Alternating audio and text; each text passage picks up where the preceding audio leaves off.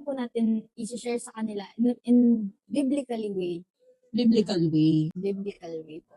Paano natin i-share yung principles natin in biblical way na sa pagboto? Ito iboboto ko kasi ganito siya, ganon. Okay. Kasi naranasan ko po yun. Ano po kasi ako sa school, meron po ako, hindi naman po siya like literal na leadership, but naging part po ako once na ano.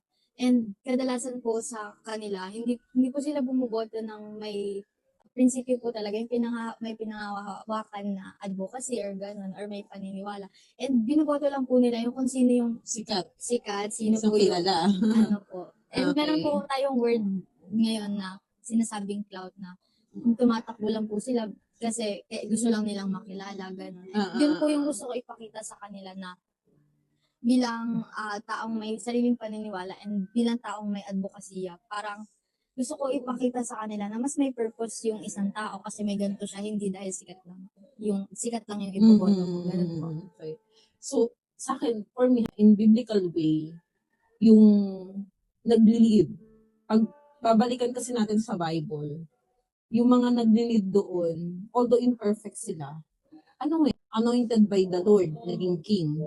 Pero yung principles na pwede nating i-share sa kanila, if they want change, syempre, iboto nila yung talagang may takot. Una sa lahat, may takot sa Lord. Pangalawa, tama yung prinsipyo. Kaya nga, dapat i-educate natin sila na hindi lang, oo nga, sikat siya, ano magagawa niya? Diba?